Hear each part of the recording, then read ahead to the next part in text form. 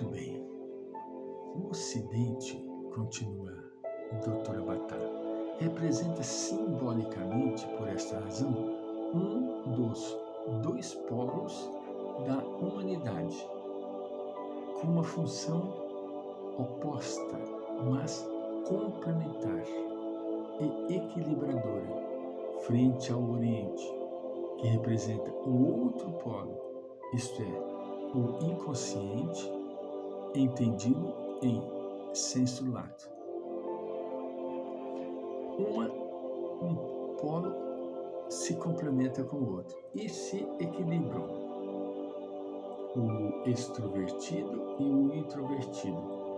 Mesmo no indivíduo analisado independentemente do contexto em que vive, existe esta polaridade entre consciente e inconsciente, entre modalidade positiva e modalidade receptiva, polaridade que deveria ter uma função equilibradora e conduzir gradativamente à totalidade entre ser e vir a ser. O que acontece na realidade, porém, é que geralmente há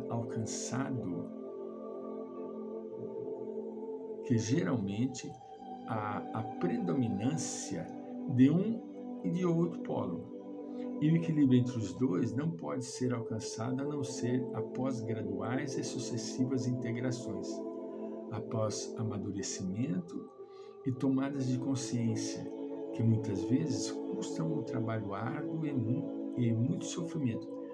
Na prevalência de um dos polos, quando um prevalece sobre o outro, é necessário que se tenha o trabalho para manter o equilíbrio. Se ficar um mais desenvolvido do que o outro, vai puxar o desenvolvimento para aquele lado. Ao passo que os dois polos precisam estar em harmonia, equilibrados. A hipertrofia, continua ela nos dizendo, do polo consciente é uma característica do Ocidente. A hipertrofia do polo consciente, enquanto a predominância do inconsciente é uma característica do Oriente. O Oriente é mais interiorização, o Ocidente é mais expansão. Esta exigência de meditação, que cada vez mais se está difundindo no Ocidente, poderia, portanto, ser o sintoma que revela uma tendência espontânea a integrar-se com dimensões de consciência mais profundas e abrir-se ao outro polo da natureza humana, que não somente subconsciente, mas também superconsciente, e por isso mesmo representa a parte espiritual, autêntica do homem, o ser ainda latente. Quando ela fala o ser aqui, ela coloca em letra maiúscula porque é o si, o ser espiritual, que todos nós estamos em busca, correndo atrás.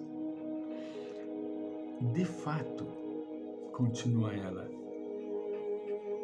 as dificuldades que nós ocidentais normalmente encontramos no início desta prática meditativa são semelhantes às que apresentam quando procuramos nos interiorizar e conhecer a nós mesmos profundamente, entrar em contato com o nosso eu mais profundo. Esta dificuldade que nós encontramos de fazer esse trabalho de autobusca, de interiorização, é a mesma dificuldade que nós encontramos com a meditação. Porque a meditação é uma introspecção. É o momento que nós buscamos a nós mesmos. né? Apesar dessas dificuldades, continua ela, a exigência de meditação permanece, a aspiração a reencontrar a si mesmo e ao mundo do ser não diminui. E o mundo do ser não diminui, pois, como diriam os orientais, o si pressiona, pressiona para manifestar-se. O outro polo da sua natureza exige ser conhecido e o homem, se realmente tiver alcançado o momento evolutivo mais adequado, não encontrará paz e tranquilidade, enquanto não conseguir responder a esse apelo silencioso, mas potente. O si que está lá no fundo, ainda adormecido, ele empurra, pressiona para se despertar, para fazer o homem tomar consciência de si próprio. É fundamental que a gente entenda que mais cedo ou mais tarde todos nós estaremos desenvolvendo e abrindo a nossa mente para o processo meditativo. Todos nós, indistintamente. A meu ver, continua a doutora Bhattar, aproximar-se da meditação, olha que interessante, pressupõe ter alcançado um determinado grau de maturidade, uma autêntica exigência de conhecer a si mesmo, de realizar-se, de ir ao encontro do divino que está oculto dentro de nós. É uma coisa fantástica. Meditação é excepcional. Muitas vezes, continua ela, a decisão de empreender um trabalho de meditação é precedida por um período de insatisfação. É fato, de crise, que nos leva a procurar cada vez mais, frequentemente, momentos de silêncio, de recolhimento, de solidão. Este é o primeiro sinal de uma espécie de meditação que revela a existência de uma resposta natural e um chamamento interior que provém do si superconsciente. Não vamos ficar sem irmos atrás do encontro de nós mesmos. Não vamos.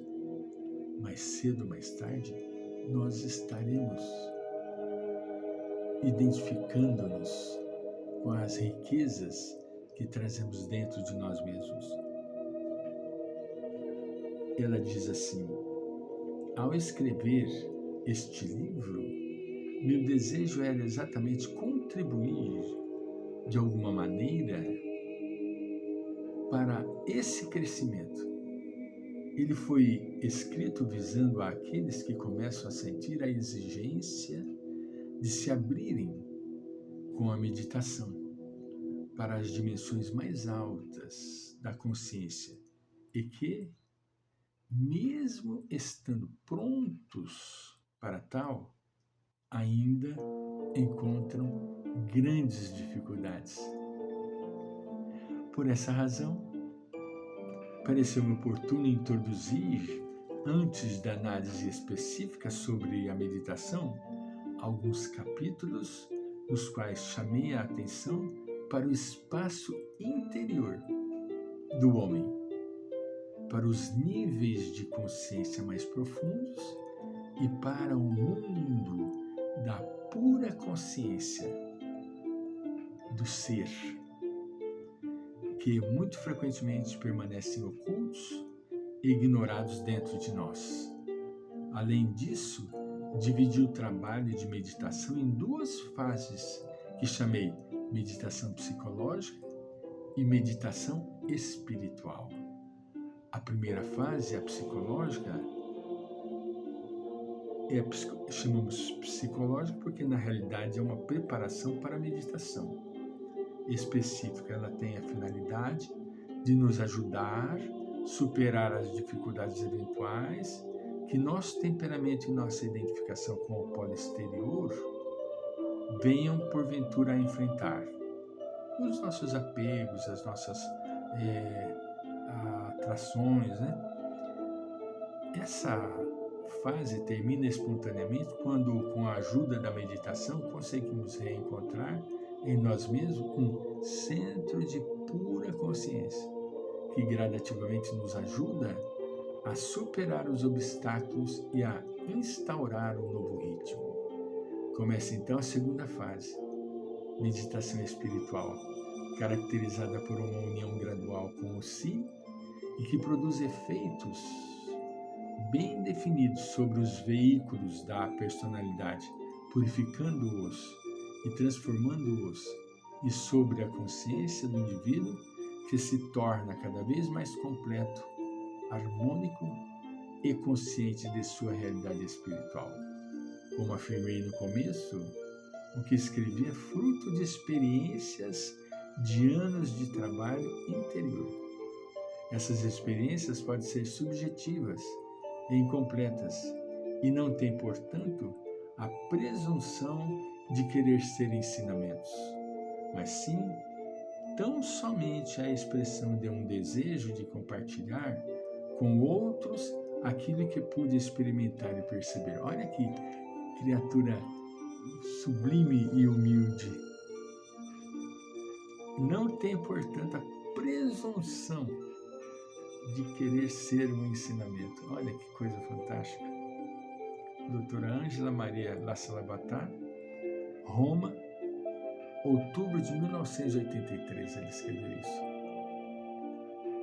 Ela estava em Roma no mês de outubro de 1983.